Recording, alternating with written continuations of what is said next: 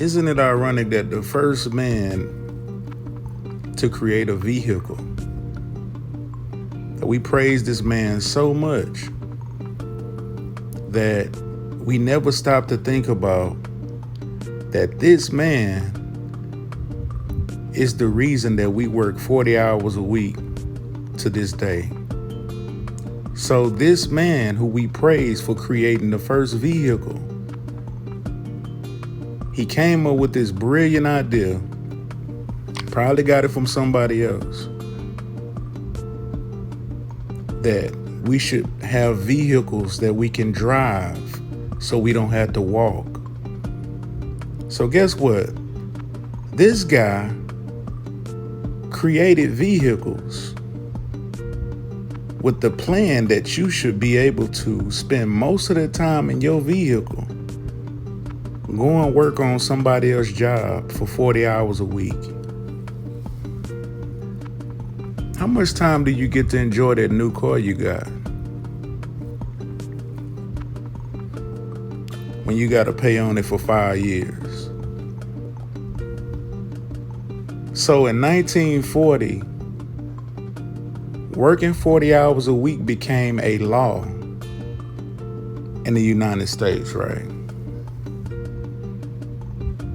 So it became the standard that we must work 40 hours a week because of this man. So it became a law that we accepted as the norm. Why do we have to accept the laws that man create? This is not a law from a God. This is not a law from a divine creator. This is a law from a man, from men who said you have to work 40 hours a week. Why do we feel obligated to uphold laws that men has given us?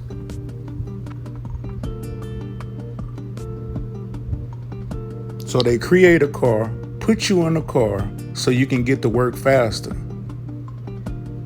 So you can spend most of your time driving to work, back and forth to work.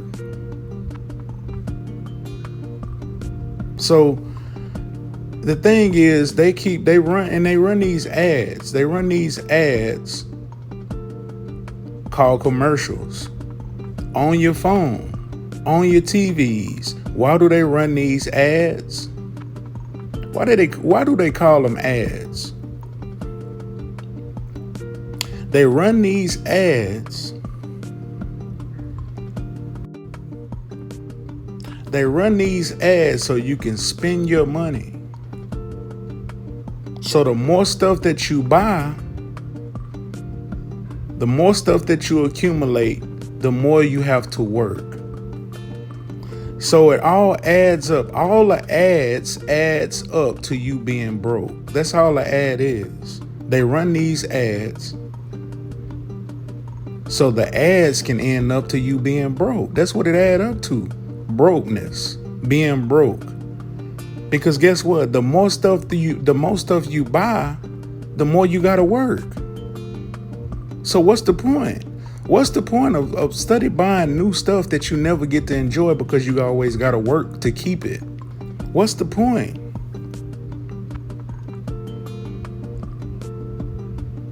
But see, J.D. Rockefeller says he wanted workers. He never wanted thinkers.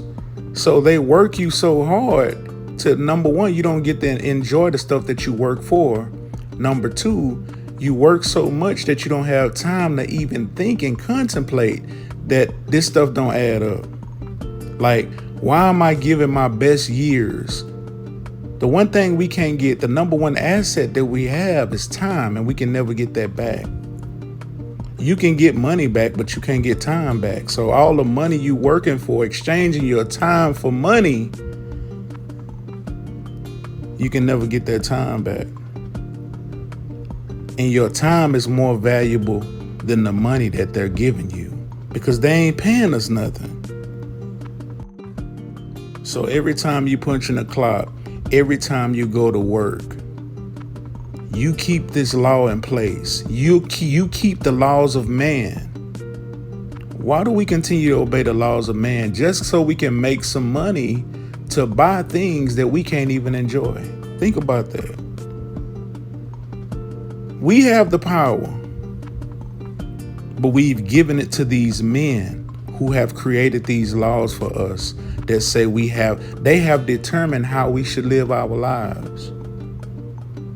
Because once you add up the time, 40 hours a week, 40 times 5, that's 200 hours a week.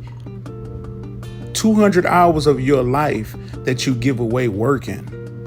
So let's times 200 times 5. That's 1,000 hours a month that you spend just working.